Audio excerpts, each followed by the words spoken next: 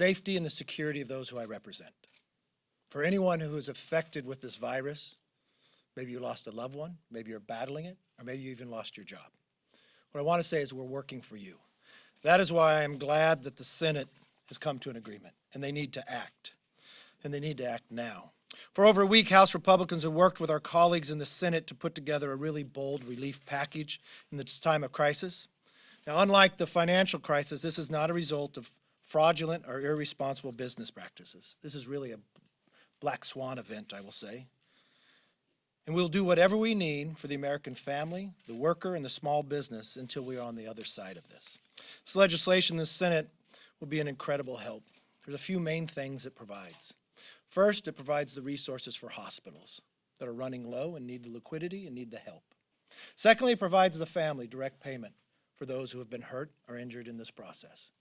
It provides to the businesses, and especially those small businesses we all know and love that are shut down now, but it provides them the resources to stay afloat during this time, but more importantly, to keep their employees hired. And here we provide the resources for their rent and their employees, and it will be forgiven if they keep them hired. And for business as well, we give them the incentive to do just the same. As I look at this bill, and when I met on Sunday, there's not much that's changed.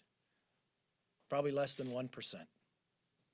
But the number of people that had to make the decision around their kitchen table that had a small business to decide to lay somebody off because of the inaction is wrong. That's why I'm hopeful that we can get this moved through the Senate today. I know they have some corrections on some of the texts. I think that could get done. And hopefully will be the time inside the House. I've been on conference calls for the last week with our members, keeping them abreast of where we are. On one today, and we'll be on one later today. I want to make sure we review it, but do not slow it down and be able to move this to the President's desk as soon as possible. With that, let me take questions. Yes, ma'am. Democrats have characterized this, well, at least a few days ago, as a corporate giveaway. What safeguards are in place to ensure that it isn't a giveaway, that for major corporations that will be benefiting from this, that it is, I guess, loans and not grants, and that they will, I guess, ultimately pay the government back? Walk us through that, how it's not a corporate giveaway. Well, it's not a corporate giveaway, and let's walk through what it actually does and what it provides. If you look at the first portion of it, you'll get about $250 billion set aside for direct payments for those who make $75,000 or less to help them. Secondly, you're going to get about $350 billion in small business. Now, you're talking about more than $500 billion when it comes to businesses who are larger than 500 employees. As we hear day in and day out, they're about to lay individuals off because they do not have revenue coming in. This will provide, and much different than a direct grant or government giving them money. What government's going to do is going to secure their ability to have a loan at a lower rate so they have the liquidity to keep people working. We also were able to add a provision of a retention tax credit. So in this, maybe the employer cannot employ the person for the full 40 hours. Government will allow during these 2 to 3 months to pick up a portion of that by a tax credit to allow you to keep that person working. It is very important that we keep individuals in America in a job and in a paycheck. That will keep us stronger as we go through and battling this virus. So hopefully we could come back with almost like a hockey stick approach in our economy and come back strong. This is so different than the financial crisis. These are not banks because they did something wrong. These are businesses that had to shut down for government asking to combat and keep us healthier and safer. And with that, we'll give them the security of a loan, backing it up, going through their banks to provide them the liquidity, but also give them the incentive to keep people hired.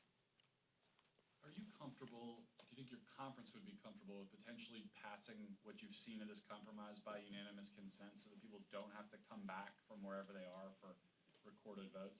I know we're in a very challenging time. I know we have members who are quarantined, members who are battling the virus, members in New York City who could not travel here without 14 days.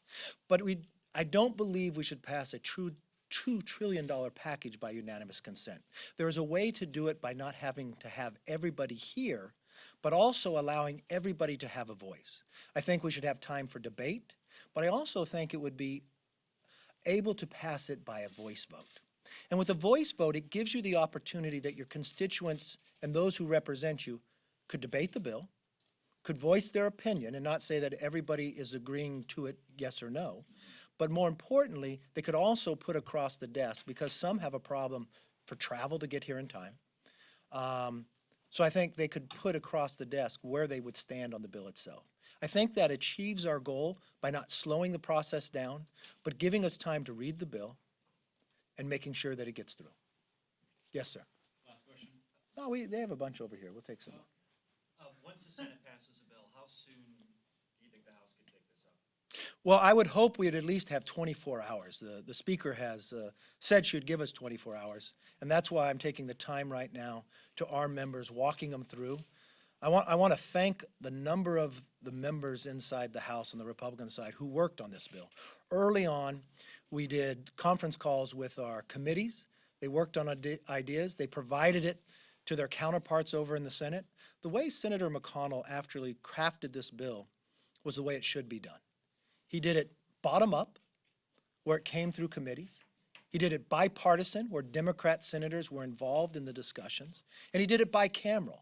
Our ranking members were in communications with their counterparts over in the Senate, and you'll see a lot of the ideas through the House Republicans are actually in this bill. The unfortunate part of all of this is the delay for the last 3 days. There was no need for that. That was politics at its worst.